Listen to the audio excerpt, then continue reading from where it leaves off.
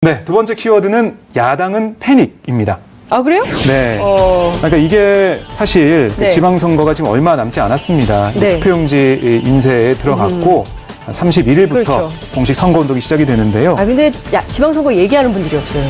요새. 맞아요. 예. 어떻게 하셨어요? 그러니까 큰일이에요. 네, 예. 국회에서도 네. 지방선거 별로 신경 안 쓰고 있습니다, 지금. 판문점 선언에 네. 대해서 한반도 평화체제. 그렇습니다. 워낙 큰 변화가 있기 때문에 네. 국민들도 다 시선이 싱가포르로 맞습니다. 예, 이렇게 가는 그 것 같아요. 싱가포르 그 결과를 지켜보느라고 네. 아마 투표장에 안 가실 분도 계시는 게 아닌가 싶을 그래요? 정도로. 그건 안 됩니다. 그건 네, 그건 안 되는데 예. 그래서 사전 투표를 해야 되지 않느냐라는 그렇죠. 예. 얘기를 좀 많이 하시더라고요. 밤새도록 보다가 못 가는 거 아니야? 이런 얘기를 네. 하시고 있는데요. 예. 야당 후보들이 지금 참 난감합니다. 그렇군요. 왜냐하면 이게 북미 회담이 취소가 됐다고 했잖아요. 그렇죠. 그래서 뭐 야당에서 보수 야당에서 이거 봐라 외교 참사다. 유승민 공세를 바른미래당 시작했죠. 대표 같은 경우는 어안이 벙벙하다, 충격적이다라고 하면서 네. 운전대를 놔야 된다 뭐 이런 식의 논평도 보수 야당에서 예. 나왔고요. 그다음에 안철수 바른미래당 서울시장 후보는 네. 우리나라가 운전대를 잡기는커녕 중재자 역할도 제대로 못하고 있다라고 주장을 했습니다. 참 민망하시겠어요. 상황이 바뀌어가지고. 네. 예. 그런데 이게 불과 이틀 만에 상황이 급반전됐죠. 그러니까요. 그러니까 야당 쪽에서는 지도부나 중앙당에서 이렇게 얘기를 해놨는데 또 주민들이 물어볼 거 아닙니까? 네. 아니 그렇게 했는데 이거 뭐야? 네. 이거 뭡니까? 이럴 때 어떻게 얘기할지 참 깜깜하다. 이렇게 야당 후보들이 깜깜해하고 있는데 네. 이런 상황에서도 자유한국당은 좀 또 다른 얘기를 좀 하고 있습니다. 예. 홍준표 대표는 지방선거용이다라고 주장을 하고 있고요. 네. 이런 남북 정상회담, 2차 네. 회담이나 이런 것들이요. 그다음에 김성태 원내대표는 오늘 트럼프가 이런 깜깜이 정상회담 신경 쓸지 의문이다. 라고 주장했습니다. 근데 트럼프 대통령은 잘했다라고 그렇죠. 계속해서 트위터를 날리고 있잖아요. 맞습니다. 이런 상황에 대해서 깜깜한 게 아닌지라고 되묻지 않을 수가 없습니다. 답답할 거예요. 네. 야당 입장에서는 어쨌든 특히 이제 지방선거기 때문에 이제 국내 현안, 특히 이 지방 지역의 이슈, 뭐 이런 것들을 쟁점으로 특히 이제 민생 현안 이런 네. 걸 좀 쟁점으로 만들어야 되는데 워낙 거대한 이슈가 오고 있기 때문에 이번 선거를 준비하는 후보들도 특히 이제 야당들도 답답한 그렇습니다. 마음일 수밖에 없다 이런 생각이 좀 듭니다. 그래서 제가 자유한국당 충청권 지역 네. 인사를 한번 연락을 네. 해서 알아봤더니요. 네. 중앙당에서 좀 가만히 있었으면 좋겠다. 네. 중앙당에서 이 발언에 부글부글 속이 아하. 끓고 있다. 그래요. 네, 가만히 있어줬으면 좋겠는데 네. 2차 남북정상회담이 비판하는 것은 민심과 다르다라고 얘기를 하더라고요. 네. 그러니까 이 중앙당이 그렇죠. 무슨 얘기를 할지 네. 전전긍긍하는 모습 이런 것들을 좀 볼 그렇군요. 수가 있습니다. 홍준표 대표가 무슨 얘기를 할지 네. 여당이 아니라 야당의 그 자당의 후보들이 네. 민심을 거스르는 발언이 또 나오지는 않을까라고 그렇습니다. 우려를 하고 있다. 이게- 이 얘기를 좀 직접 하셔야 되겠는데요. 그죠? 네, 만나 좀 해드리겠습니다. 이게 풀뿌리 선거기 때문에요. 지역 민심, 바닥 민심이 중요하거든요. 그렇습니다. 네. 알겠습니다. 참 답답한 가운데 그래도 투표는 그렇습니다. 꼭 해야 됩니다. 사전 예. 투표 환영입니다. 환영입니다. 자, 세 번째 키워드 보겠습니다. 네, 세 번째 키워드는 판결도 거래가 되나요? 라고 뽑았습니다. 판결이 거래가 됩니까? 이게 판결 거래가 안 되는 거 아닙니까? 지금 홍보를 했습니다. 네, 거래가 안 되죠. 큰일 납니다. 예, 큰일 나죠. 그런데 누가 했습니까? 이게 참 좀 충격적인데요. 네.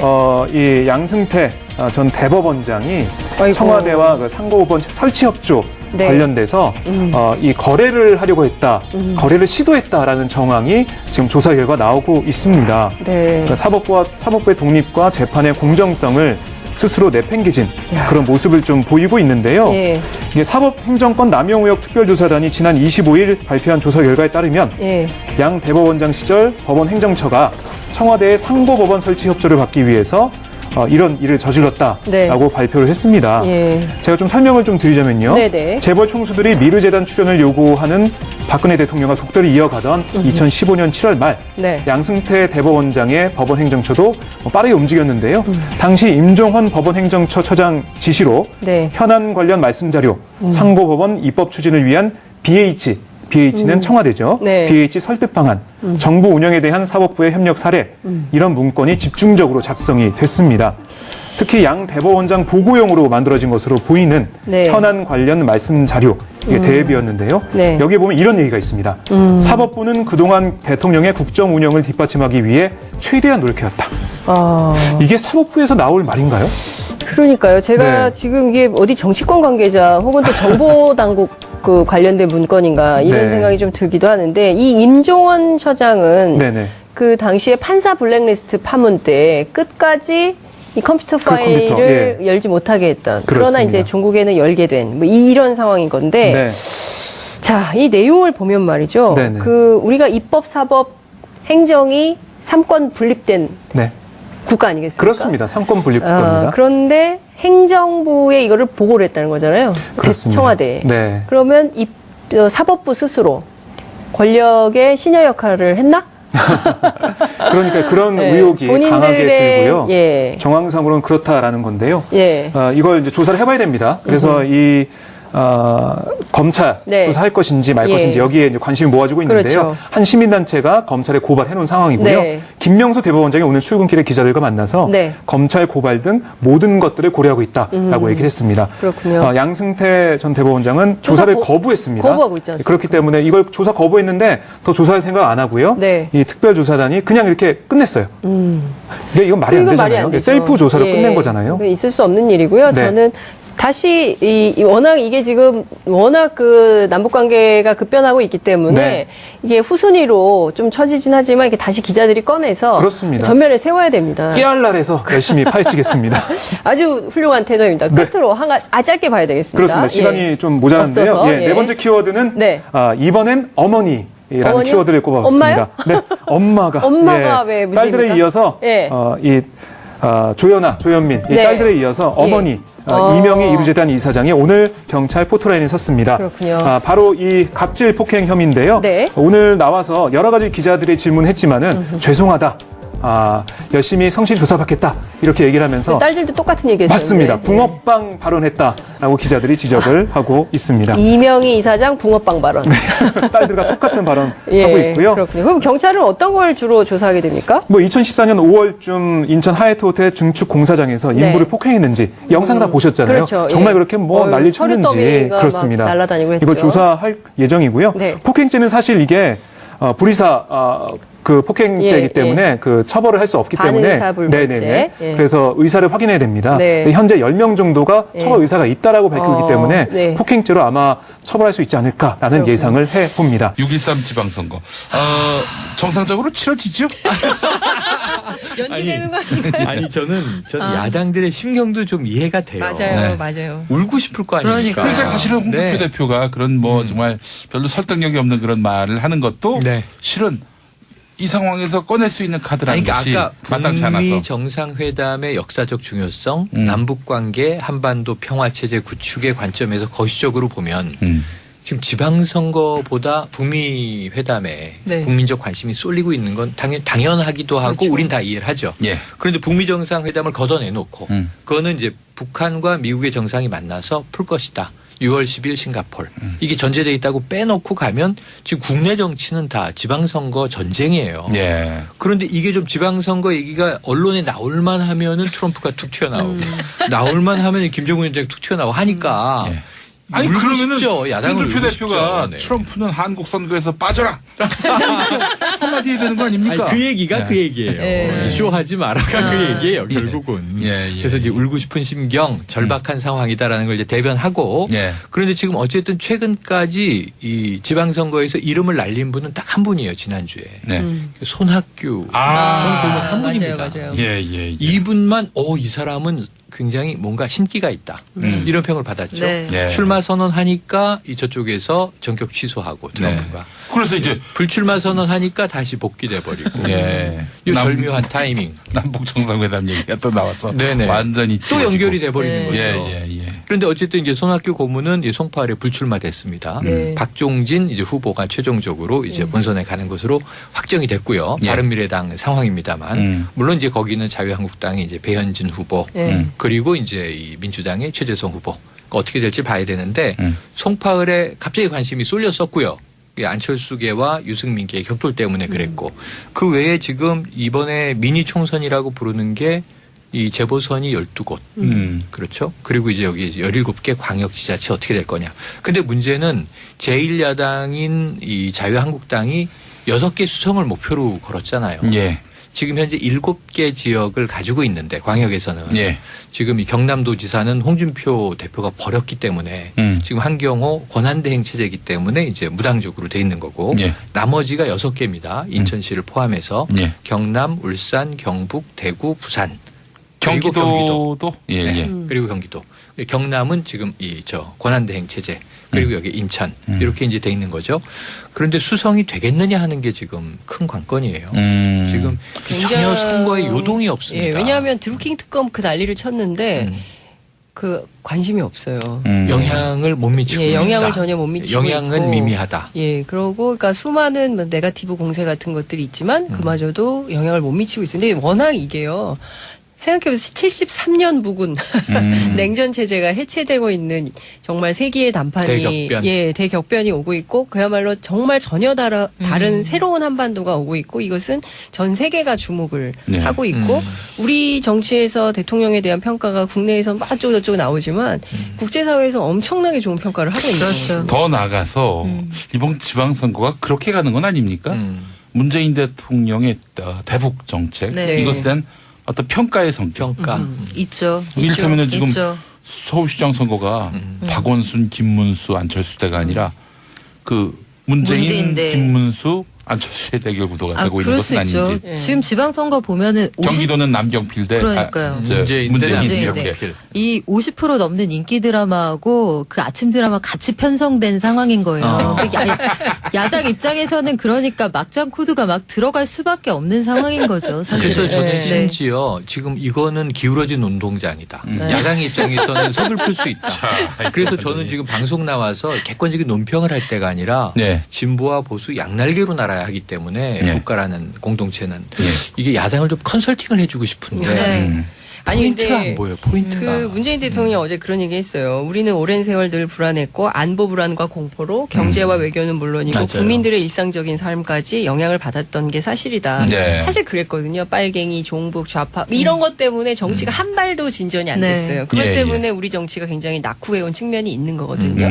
근데 저는 이번 선거에서 더 이상 이른바 그 종북 뭐 이런 걸로 선거가 안 돼요. 예, 과거 선거는 그걸로 늘 이게 막판에 북한 변수가 뭐 어떻게 될 것이다 늘 그랬었거든요. 근데 예. 이번에는 그게 통하지 않는 선거가 될 것 같고 예. 이번 기회로 어떻게 해야 되냐고요. 앞으로는 그런 거는 불가능해요. 예. 어떻게 하냐고요? 새로운 전략을 짜야죠. 자, 색깔론이라는 아주 그렇습니다. 그 약방의 감초 같은 카드가 이제 사라지게 됐습니다. 예. 도 보수 야당에서 예. 나왔고요. 그다음에 안철수 바른미래당 서울시장 후보는 네. 우리나라가 운전대를 잡기는커녕 중재자 역할도 제대로 못하고 있다라고 주장을 했습니다. 참 민망하시겠어요. 상황이 바뀌어가지고. 네. 예. 그런데 이게 불과 이틀 만에 상황이 급반전됐죠. 그러니까요. 그러니까 야당 쪽에서는 지도부나 중앙당에서 이렇게 얘기를 해놨는데 또 주민들이 물어볼 거 아닙니까? 네. 아니 그렇게 했는데 이거 뭐야? 네. 이거 뭡니까? 이럴 때 어떻게 얘기할지 참 깜깜하다. 이렇게 야당 후보들이 깜깜해하고 있는데 네. 이런 상황에서도 자유한국당은 좀 또 다른 얘기를 좀 하고 있습니다. 예. 홍준표 대표는 지방선거용이다라고 주장을 하고 있고요. 네. 이런 남북 정상회담, 2차 네. 회담이나 이런 것들이요. 그다음에 김성태 원내대표는 오늘 트럼프가 이런 깜깜이 정상회담 신경 쓸지 의문이다. 라고 주장했습니다. 근데 트럼프 대통령은 잘했다라고 그렇죠. 계속해서 트위터를 예, 날리고 예, 있잖아요. 맞습니다. 이런 상황에 대해서 깜깜한 게 아닌지라고 되묻지 않을 수가 없습니다. 그 답답할 거예요. 네. 야당 입장에서는 어쨌든 이제 특히 이제 지방선거기 때문에 이제 국내 현안 특히 이 지방 지역의 이슈 뭐 이런 것들을 쟁점으로 특히 이제 민생 현안 이런 네. 걸 좀 쟁점으로 만들어야 되는데 워낙 거대한 이슈가 오고 있기 때문에 이번 선거를 준비하는 후보들도 특히 이제 야당들도 답답한 그렇습니다. 마음일 수밖에 없다 이런 생각이 좀 듭니다. 그래서 제가 자유한국당 충청권 지역 네. 인사를 한번 연락을 네. 해서 알아봤더니요. 네. 중앙당에서 좀 가만히 있었으면 좋겠다. 예. 중앙당에서 이 발언에 부글부글 속이 아하. 끓고 있다. 아 그래요. 네, 가만히 있어줬으면 좋겠는데 네. 2차 남북정상회담이 비판하는 것은 민심과 다르다라고 얘기를 하더라고요. 네. 그러니까 이 중앙당이 그렇죠. 무슨 얘기를 할지 네. 전전긍긍하는 모습 이런 것들을 좀 볼 그렇군요. 수가 있습니다. 홍준표 대표가 무슨 얘기를 할지 네. 저 여당이 아니라 야당의 그 자당의 후보들이 네. 예, 민심을 거스르는 발언이 또 나오지는 않을까라고 그렇습니다. 우려를 하고 있다. 이게- 이 얘기를 좀 직접 하셔야 되겠는데요, 그죠? 네, 이제 만나서 좀 해드리겠습니다. 이게 풀뿌리 선거기 때문에요. 지역 민심, 바닥 민심이 중요하거든요. 그렇습니다. 네. 알겠습니다. 아, 참 답답한 가운데 그래도 투표는 그렇습니다. 꼭 해야 됩니다. 사전 예. 투표 환영입니다. 환영입니다. 자, 세 번째 키워드 보겠습니다. 네, 세 번째 키워드는 판결도 거래가 되나요? 라고 뽑았습니다. 판결이 거래가 됩니까? 이게 판결 네, 두 번째 키워드는 야당은 패닉입니다.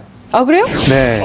그러니까 이게 사실 네. 지방선거가 지금 얼마 남지 않았습니다. 네. 투표용지 인쇄에 들어갔고 31일부터 그렇죠. 공식 선거운동이 시작이 되는데요. 아, 근데 지방선거 얘기하는 분들이 없어요.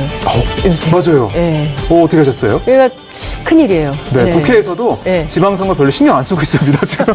판문점 선언. 네. 한반도 평화체제. 그렇습니다. 워낙 큰 변화가 있기 때문에 네. 국민들도 다 시선이 싱가포르로. 맞습니다. 이렇게 가는 것 같아요. 싱가포르 그 결과를 지켜보느라고 네.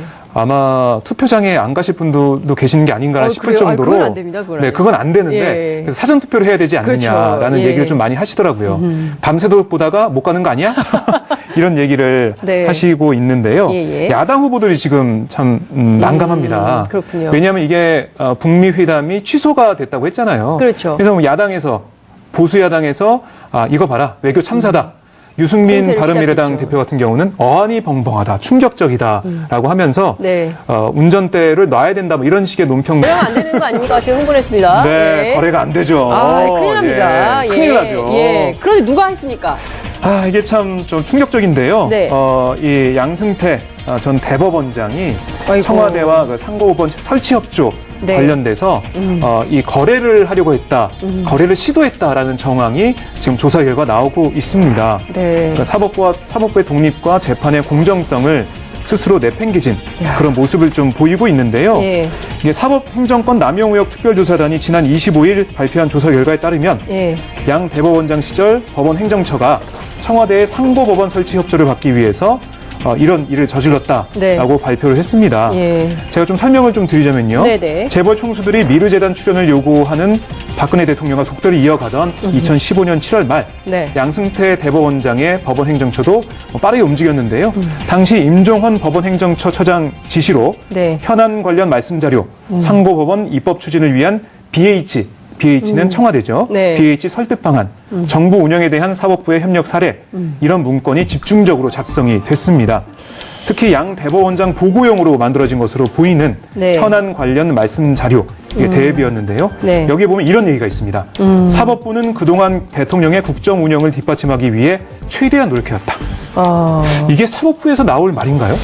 그러니까요. 제가 네. 지금 이게 어디 정치권 관계자 혹은 또 정보당국 그 관련된 문건인가 이런 네. 생각이 좀 들기도 하는데 이 임종원 처장은 네네. 그 당시에 판사 블랙리스트 파문 때 끝까지 이 컴퓨터 파일을 컴퓨터, 열지 못하게 했던 그러나 그렇습니다. 이제 종국에는 열게 된 뭐 이런 상황인 건데 네. 자, 이 내용을 보면 말이죠. 네네. 그 우리가 입법, 사법, 행정이 삼권 분립된 네. 국가 아니겠습니까? 그렇습니다. 삼권 분립 국가입니다. 그런데 행정부에 이거를 보고를 했다는 거잖아요. 그렇습니다. 청와대에. 네. 그러면 사법부 스스로 권력의 신여 역할을 했나? 그러니까 그런 네. 의혹이 본인들의- 강하게 들고요. 예. 정황상으로는 그렇다라는 건데요. 예. 이걸 이제 조사를 해봐야 됩니다. 그래서 이 검찰 네. 조사할 것인지 말 예. 것인지 여기에 이제 관심이 모아지고 있는데요. 그렇죠. 한 시민단체가